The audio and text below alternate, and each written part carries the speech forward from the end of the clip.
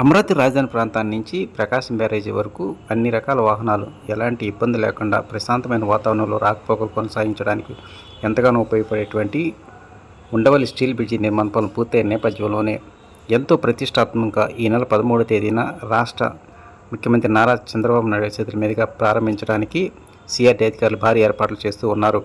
అతి తక్కువ సమయంలోనే ఈ స్టీల్ బ్రిడ్జి నిర్మాణ పనులు పూర్తి చేశారు. ఇక ఈ నిర్మాణం పూర్తయిన వెంటనే ఇంకా భవిష్యత్తులో అటు మంగళగిరి నుంచి కావచ్చు, విజయవాడ వైపు నుంచి కావచ్చు, ఎవరైనా సరే అమరావతి రాజధాని ప్రాంతంలో ఉన్నటువంటి సెక్రటరియట్ కావచ్చు, అదేవిధంగా అసెంబ్లీ, హైకోర్టు ఏదైనా సరే ఎలాంటి జిగ్జాగ్ లేకుండా సాఫీగా ముందుకు వెళ్ళేటువంటి అవకాశం ఉంటుంది.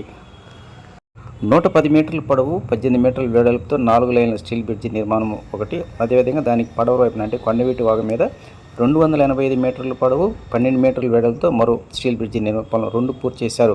ఇక ఈ 2 బ్రిడ్జీలకి పడవ వైపున ఏదైతే సీడ్ యాక్సెస్ రోడ్ నిర్మాణ పనులు కొలిక్కి వచ్చిన నేపథ్యంలో ఎవరైనా సరే ఇటు మంగళగిరి నుంచి కానీ లేదంటే విజయవాడ వైపు నుంచి కానీ ప్రస్తుతం రాకపోకలు కొనసాగిస్తున్నటువంటి ఈ కృష్ణానది కరకట్ట మీద వెళ్లకుండానే డైరెక్ట్గా సాఫీగా ఈ రోడ్డు మార్గం ద్వారా వెళ్ళడానికి వెసులుబాటు కల్పించారు.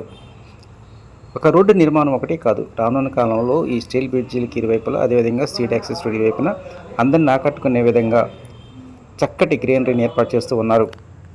ఈ నెల 13వ తేదీన రాష్ట్ర ముఖ్యమంత్రి నారా చంద్రబాబు నాయుడు చేతుల మీదుగా స్టీల్ బ్రిడ్జి ప్రారంభోత్సవం జరుగుతున్న నేపథ్యంలోని ఇప్పటికే జిల్లా ఎస్పీ అదేవిధంగా జిల్లా కలెక్టర్ ఏర్పాట్లను దగ్గరుండి పర్యవేక్షిస్తూ ఉన్నారు. ఒకవైపు స్టీల్ బ్రిడ్జి నిర్మాణ పనులు పూర్తి చేసుకుని మరో కొద్ది రోజుల్లో రాకపోకలు కొనసాగిస్తున్నటువంటి నేపథ్యంలో ఏదైతే ప్రకాశం బ్యారేజీ దగ్గర నుంచి ఉండవల్లి సెంటర్ మీదుగా మంగళగిరి వైపు వచ్చేటువంటి వాహనాలందరినీ ఇట్టే ఆకట్టుకునే విధంగా రోడ్డుకు మధ్య మార్గంలో అంటే ఉండవల్లి సెంటరు, ఎర్రబాలెం జంక్షన్, అదేవిధంగా ఎయిమ్స్ హాస్పిటల్ జంక్షన్ దగ్గర ప్రత్యేకమైనటువంటి స్టాట్యూస్ని ఏర్పాటు చేస్తూ ఉన్నారు. దీనికి సంబంధించినటువంటి నిర్మాణ పనులు కూడా చక్కచక్కగా జరుగుతున్నాయి. రోడ్డుకి ఇరువైపులా డివైడరింగ్తో పాటు చక్కటి గ్రీనరీని ఏర్పాటు చేస్తూ ఉన్నారు.